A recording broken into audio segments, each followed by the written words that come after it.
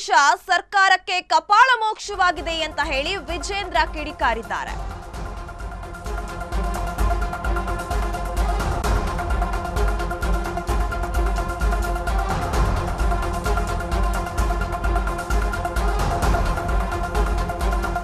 ಸುದ್ದಿಗೋಷ್ಠಿಯಲ್ಲಿ ಸರ್ಕಾರದ ವಿರುದ್ಧ ಬಿಜೆಪಿ ರಾಜ್ಯಾಧ್ಯಕ್ಷ ವಿಜೇಂದ್ರ ಕಿಡಿಕಾರಿದ್ದಾರೆ.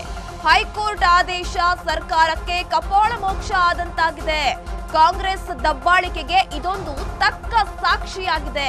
ಸಿಟಿ ರವಿಯನ್ನ ಬಂಧಿಸಿದ್ದು ಅಕ್ಷಮ್ಯ ಅಪರಾಧ. ಸರ್ಕಾರ ಸಿಟಿ ರವಿ ಕ್ಷಮೆ ಕೇಳಬೇಕು ಅಂತ ಹೇಳಿ ಬಿವೈವಿ ಇದೀಗ ಹೇಳಿಕೆಯನ್ನ ಕೊಟ್ಟಿರುವಂತದ್ದು. ಸುದ್ದಿಗೋಷ್ಠಿಯನ್ನ ನಡೆಸ್ತಾ ಇದ್ರು ವಿಜೇಂದ್ರ ಅವರು. ಈ ಸುದ್ದಿಗೋಷ್ಠಿಯಲ್ಲಿ ಕೈ ಸರ್ಕಾರದ ವಿರುದ್ಧ ಕೆಂಡಾಮಂಡಲರಾಗಿದ್ದಾರೆ. ಜಾಮೀನು ಸಿಕ್ಕಿದೆ ಅನ್ನೋ ಒಂದೇ ಕಾರಣಕ್ಕಲ್ಲ, ಜಾಮೀನು ಕಾನೂನಾತ್ಮಕವಾಗಿ ಅವ್ರು ಸಿಗಲೇಬೇಕಾಗಿತ್ತು. ಇವತ್ತು ಮಾನ್ಯ ಉಚ್ಚ ನ್ಯಾಯಾಲಯ ನೀಡಿರ್ತಕ್ಕಂಥದ್ದು ಸ್ವಾಗತ ಮಾಡ್ತೇವೆ. ಅದರ ಜೊತೆಗೆ ಸರ್ಕಾರಕ್ಕೆ ಒಂದು ಕಪಾಳ ಮೋಕ್ಷ ಮಾಡಿದ್ದಾರೆ. ಚಾಟಿ ಬೀಸ್ತಕ್ಕಂಥ ಕೆಲಸ ರಾಜ್ಯದ ಉಚ್ಚ ನ್ಯಾಯಾಲಯ ಮಾಡಿದೆ.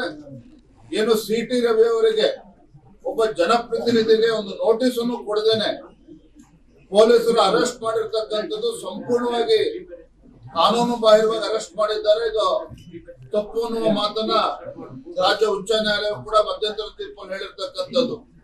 ಒಟ್ಟಾರೆಯಾಗಿ ರಾಜ್ಯದ ಈ ಕಾಂಗ್ರೆಸ್ ಸರ್ಕಾರ ರಾಜಕೀಯ ಷಡ್ಯಂತ್ರವನ್ನ ಮಾಡಿ, ರಾಜಕೀಯ ಪಿತೂರಿಯನ್ನ ಮಾಡಿ, ಒಬ್ಬ ಜನಪ್ರತಿನಿಧಿ ಒಬ್ಬ ಸಿಟಿ ರವಿ ಅಂತವ್ರ ಮೇಲೆ ಈ ರೀತಿ ಒಂದು ದಬ್ಬಾಳಿಕೆ ದೌರ್ಜನ್ಯ ನಡೀತದೆ ಅಂತ ಹೇಳಿದ್ರೆ ಪೊಲೀಸರನ್ನು ಉಪಯೋಗಿಸ್ಕೊಂಡು ಇನ್ನ ಸಾಮಾನ್ಯರ ಪರಿಸ್ಥಿತಿ ಏನಾಗ್ಬೋದು ಅಂತ ನಾನು ಹೇಳ್ತಾ ಇಲ್ಲ, ರಾಜ್ಯದ ಜನ ಮಾತನಾಡ್ತಾ ಇದ್ದಾರೆ.